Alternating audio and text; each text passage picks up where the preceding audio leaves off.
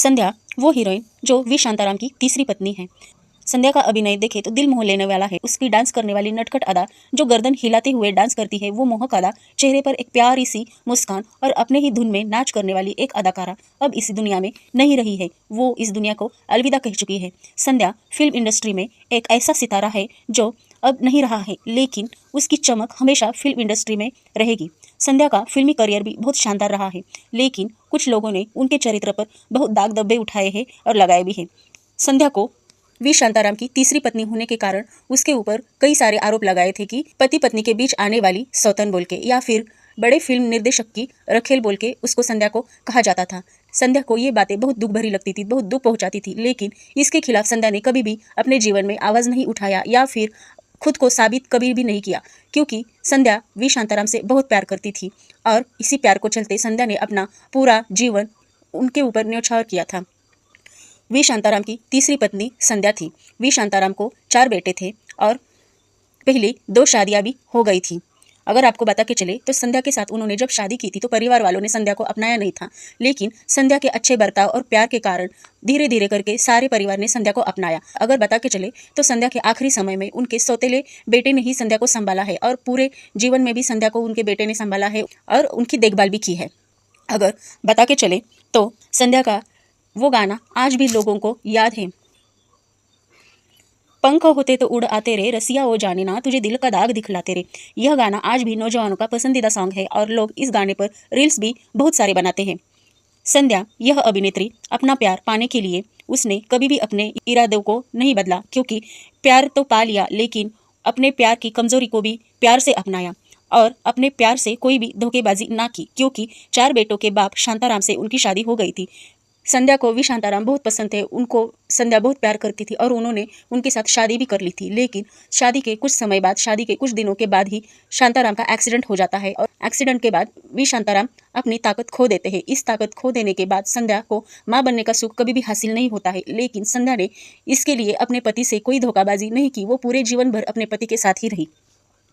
लोगों ने इस बात को लेके बहुत सारे दाग संध्या के ऊपर भी लगाए थे। संध्या जब वी शांताराम के घर में रहने लगी थी तो परिवार वालों ने भी पहले संध्या को नहीं अपनाया था, लेकिन संध्या का उनके प्रति प्यार देखकर, अपने फैमिली के प्रति प्यार देखकर धीरे धीरे करके उनकी फैमिली ने संध्या को अपनाया। वी शांताराम के बेटों ने संध्या को अपने माँ का भी दर्जा दिया था। संध्या को कभी माँ बनने का अवसर तो नहीं मिला, लेकिन उनके बेटों ने संध्या को माँ का दर्जा दिया था और संध्या आखिरी समय में अपने बेटों के पास ही रहती थी। उनके बेटों ने भी संध्या को, सौतेले बेटों ने भी संध्या को कभी अपने से दूर नहीं किया और उसकी देखभाल और संभाल भी किया है। अपने पूरे जीवन में जब संध्या पर कुछ दाग धब्बे लग गए, उसके चरित्र को लेकर दाग धब्बे लग गए, तब संध्या ने प्रण लिया था कि वो फिल्म इंडस्ट्री में शानो शौकत में नहीं जिएगी, वो एक सामान्य जिंदगी जिएगी और अपने परिवार के साथ ही रहेगी। ये प्रण उन्होंने आखिरी समय तक निभाया।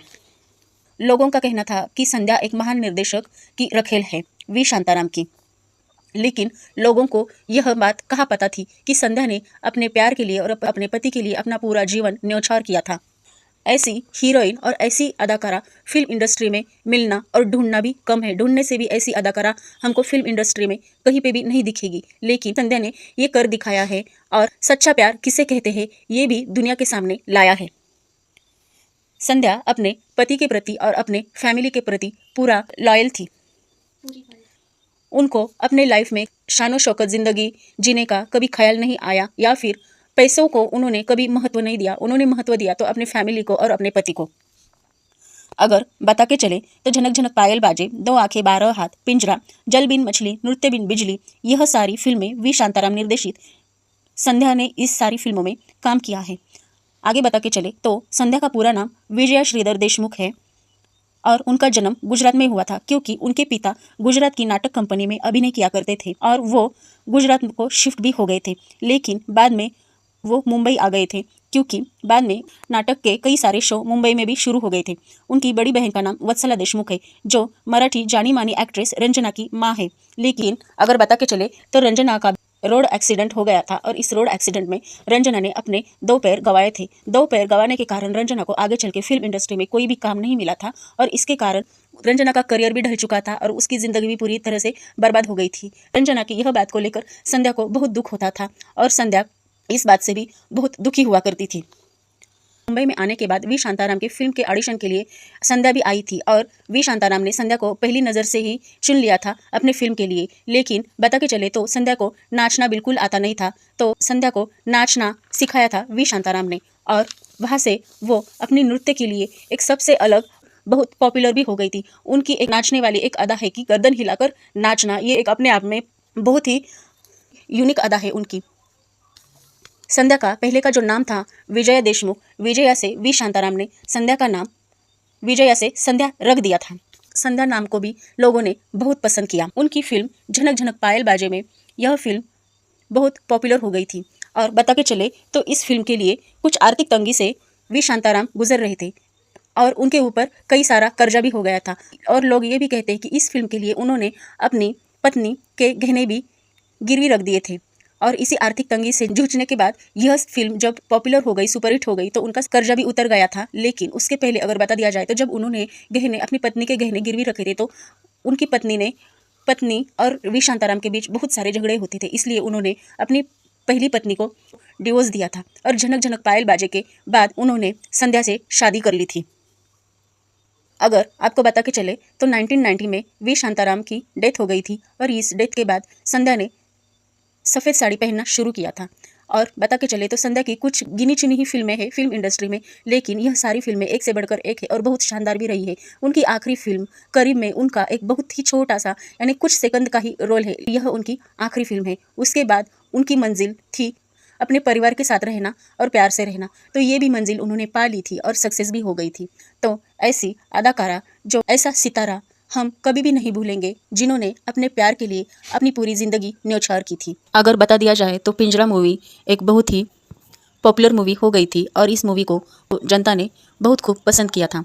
पिंजरा मूवी में संध्या ने एक डांसर का रोल अदा किया था, एक तमाशा डांसर का रोल अदा किया था और इस मूवी में दिखाया गया था कि एक स्कूल मास्टर को संध्या कैसे अपने प्यार में फंसाती है, लेकिन प्यार में फंसाने के दौरान संध्या खुद ही उनके प्यार में फंस जाती है और उनके लिए कुछ भी करने के लिए तैयार हो जाती है।